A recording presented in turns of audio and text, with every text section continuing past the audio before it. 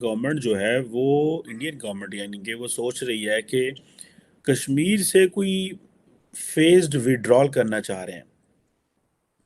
और कहा जा रहा है कि तकरीबन 1.5 लाख 1,30,000 के करीब जो इंटायर जम्मू एंड कश्मीर में फ़ौज है। और ठीक है जी, जिसमें से गवर्नमेंट ये प्लान कर रही है कि आहिस्ता आहिस्ता कश्मीर से निकाली जाए फ़ौज को। अब दिल्ली से हिंदू उठा के मैं कश्मीर में आबाद कर सकता हूं, जबकि ऐसा कानून में नहीं है। इंडिया को अगर कश्मीर में फौज वापस लानी है तो उससे पहले अपनी इंडियन असेंबली से बिल वापस ले जो पास करवाया था मोदी सरकार ने। राजा हरि सिंह जो कि कश्मीर के उस टाइम राजा थे, जो उस टाइम थे, ठीक है, उन्होंने साइन किया था कि हम इंडिया के साथ अलहाक कर रहे हैं या इंडिया के साथ कोई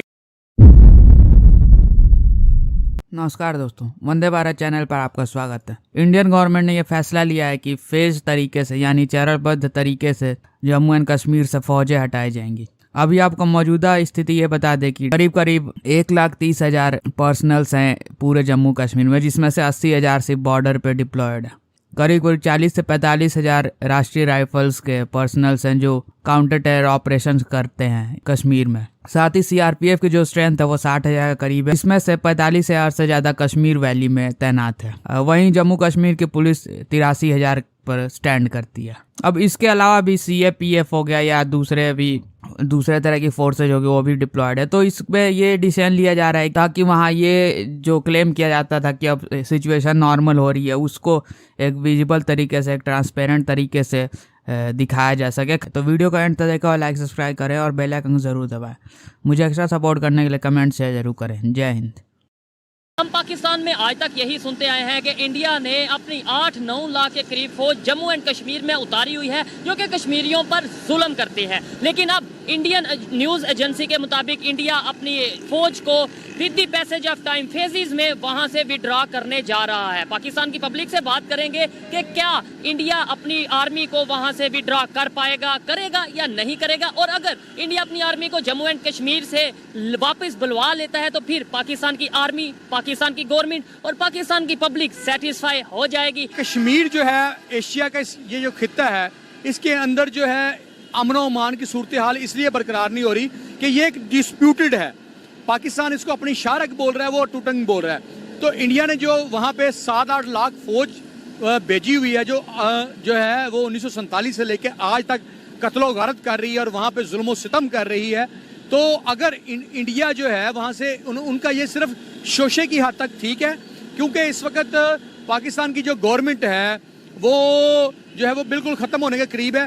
तो क्योंकि मियाँ साहबान को जो है वो इंडिया सपोर्ट करता है, क्योंकि मियाँ साहबान के जो कारोबार हैं या दीगर जो मामला है वो इंडिया के साथ हैं।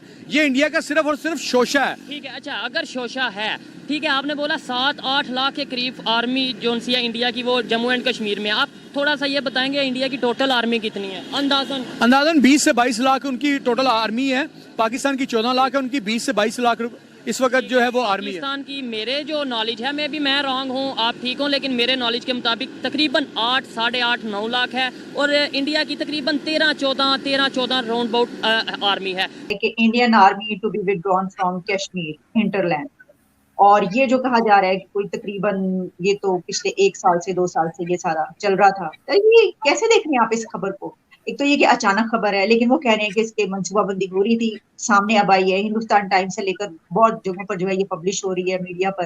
तो आप समझते हैं कि क्या वहां पर अमन हो गया है, इस वजह से ये किया गया, या क्या इसकी क्या वजह देख रहे हैं आप?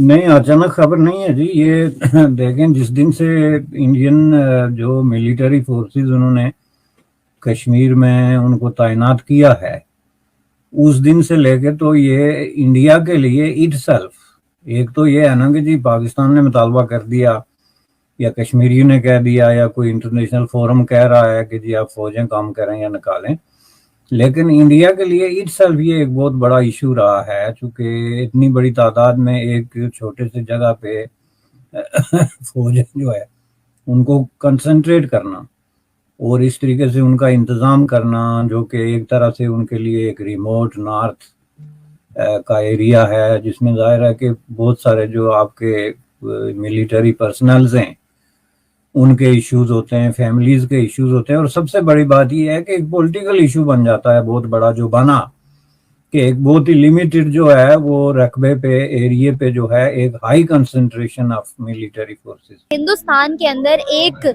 जो है SCO शंघाई कोऑपरेशन समिट होने जा रहा है और इंडिया उसको कंडक्ट कर रहा है।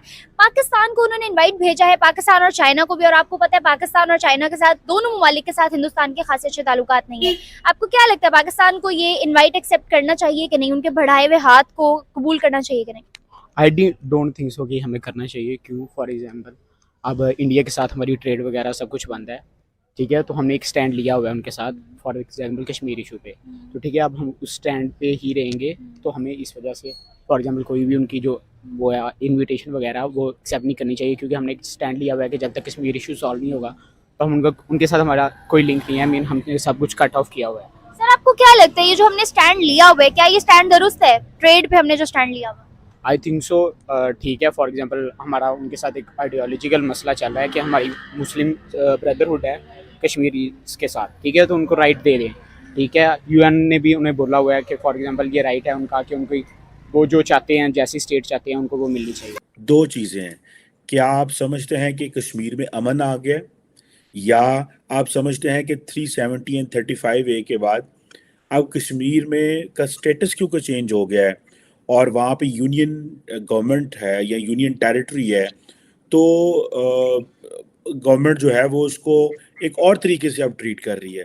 सो लिहाजा अब फ़ौज का वहाँ जवाज़ नहीं है, या दूसरे लफ्ज़ों में जो इंडिया कहता है कि मुजाहिदीन है, कभी आप कहते हैं जी क्रॉस बॉर्डर टेररिज्म है, तो इट मीन्स अगर आप गार्ड लोअर कर रहे हैं तो it means you are safe. तो ये क्या बेसिकली स्टोरी क्या है कि क्यों इंडियन अथॉरिटीज़ जो हैं ये बात कर रही हैं, जबकि मीडिया और जो बाकी हुकूमत है वो टाइम शोर डाल रही होती है जनाब। तो how do you see this? ये जो अभी जो टोटल फौज है वहाँ पे 1,30,000 है, 80,000 बॉर्डर्स पे है, 50,000 is deployed within the valley in various districts, various पूरे स्टेट ऑफ JNK में जो ब्यूटी है उसमें डिप्लॉयड है। अभी क्या हम सोच रहे हैं, अभी जो प्लान है गवर्नमेंट का वो ये है कि देखिए पहले से things are better, things are peaceful, the terrorism has reduced, क्योंकि almost all the terrorist are killed, कुछ बच गए हैं, उनका भी काम तमाम हो जाएगा। बट ओवरऑल जिन जिन डिस्ट्रिक्टों में जहाँ things are better, things are peaceful, वहाँ से फौज को हटा के CRPF and JNK police will take over. तो वहाँ फौज का काम रह नहीं जाएगा, फौज will be move to Ladakh और elsewhere wherever it is required. तो बिकॉज आर्मी का मेन काम होता है कि बाई बॉर्डर प्रोटेक्शन, बॉर्डर पे डिप्लॉयमेंट, जैसे BSF होता नहीं है तो आर्मी होती है हमारे यहाँ, PSF भी होता है, आर्मी भी होती है, तो army will be move back to its old role. अगर आप देखिए, हमने अब आप नॉर्थ ईस्ट में देखिए, नॉर्थ ईस्ट में काफ़ी जगह हम